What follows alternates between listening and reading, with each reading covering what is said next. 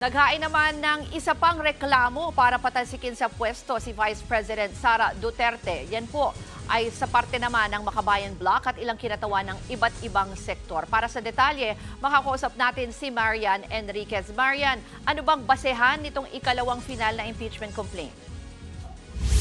Yes, Ruth, kasalukuyan nang inihahain itong ikalawang impeachment complaint laban kay Vice President Sara Duterte ngayong araw dito sa Kamara. Sa pangunguna nga yan ng grupong Bagong Alyansang Makabayan, kasama nga yung iba pang sectoral groups, may kabuang 75 complainants itong grupo at isang basihan lang ang ginamit ng grupo para sa impeachment complaint at yan nga ay ang betrayal of public trust o pagtataksil sa tiwala ng taong bayan.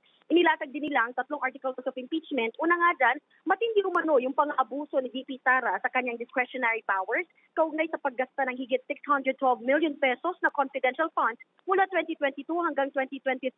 Ikalawa, pinagtaksilan daw ni VP Sara ang tiwala ng publiko sa pamamagitan ng malawakang kawalan ng transparency at pananagutan.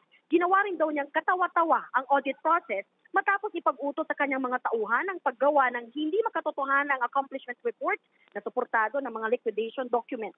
At ang anilay pagsuway sa kanyang tungkulin bilang opisyal na kilalanin ang kapangyarihan ng Kongreso na magdaos ng pagdinig tungkol sa budget at mag-imbestiga in aid of legislation. Ruth?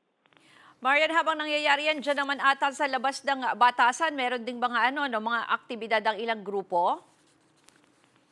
Yes, Ruth, kasabay nga nitong filing nitong impeachment ay may nagprotesta rin nga ng mga grupo, no, mga nag-file na ito kasama yung iba pang mga sectoral groups sa labas ng Kamara para ipanawagan nga yung pagpapatalsik kay VP Sara Duterte. Pero bago nga yan, kaninang umaga, nagsagawa naman ng kilos protesta yung ilang grupo. Yan ay para suportahan yung pagsasabatas ng Anti-Extrajudicial Killings Act na layong ituring na heinous crime ang EJK at panagutin ang mga law enforcement agency at mga opisyal ng gobyerno na sangkot at nagpapahintulot nito. Yan muna yung latest. Balik sa'yo. Maraming salamat, Marian Enriquez.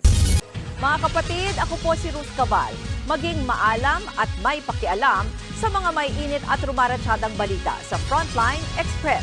Para maging updated sa balitaan, mag-subscribe lang sa social media pages ng News 5.